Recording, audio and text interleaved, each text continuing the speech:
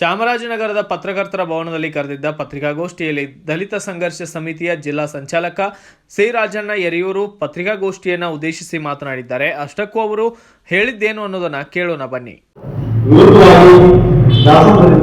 ಜಿಲ್ಲಾ ಸಂಚಾಲಕರು ರಾಜಣ್ಣ ಯರಿಯೂರು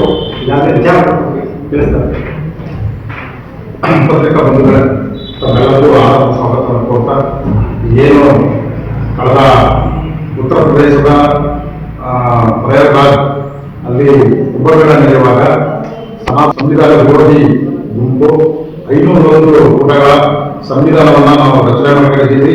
ಅದನ್ನು February submit ಮಾಡ್ತೀವಿ. ಅದನ್ನು ಅಂಗೀಕರಿಸಬೇಕು ಅನ್ನೋದ್ರ ಮೂಲಕ ಈ ದೇಶದ ಏಕತೆಯನ್ನು ಒಡೆಯಲು ಶ್ರಮಿಸಿ ಮಾಡಿದ್ದಾರೆ. ಬಾಬಾ ಸಾಹೇಬ್ ಸಂವಿಧಾನ ರಚನೆ ಮಾಡಿದ್ದು ಸಹ ಬಾಬಾ ಸಾಹೇಬ್ ರಚನೆ ಮಾಡಲು ಸಂವಿಧಾನ ವಿರೋಧಿ ಕೃತ್ಯಗಳನ್ನು ನಡೆಸಿ ಅವರು ಸಂವಿಧಾನ ಕೊಟ್ಟಿದ್ರು. ಮತ್ತೆ ನಂತರದಲ್ಲಿ ಅವರು ಗುರುಕುಲ ಚಳವಳಿಯನ್ನು ಮಾಡಿದ್ರು. ಅವರು ಅಪಾರ ಮಾಡಲು ಬಂದಿದ್ರು.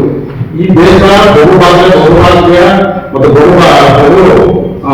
ರಾಜ್ಯಗಳಿಂದ ದೇಶವಾಗಿ ಏಕತೆಯಿಂದ ಸುಮಾರು 75 ವರ್ಷಗಳ ಕಾಲ ಶಾಂತಿಯುತವಾಗಿ ಈ ದೇಶವನ್ನು ಮುನ್ನಡೆಸ್ತಾ ಬರುತ್ತದೆ. ಈ ಪತ್ರಿಕಾಗೋಷ್ಠಿಯಲ್ಲಿ ಡಿಎಸ್ಎಸ್ ಜಿಲ್ಲಾ ಸಂಘಟನಾ ಸಂಚಾಲಕ ಎಂ ದೊರೆಸ್ವಾಮಿ ಹನೂರು, ನಂಜುಂಡಸ್ವಾಮಿ ಗುಂಡ್ಲುಪೇಟೆ, ಶಿವಕುಮಾರ್ ಸೇರಿದಂತೆ ಇನ್ನಿತರರು ಇದೇ ವೇಳೆ ಭಾಗಿಯಾಗಿದ್ದರು.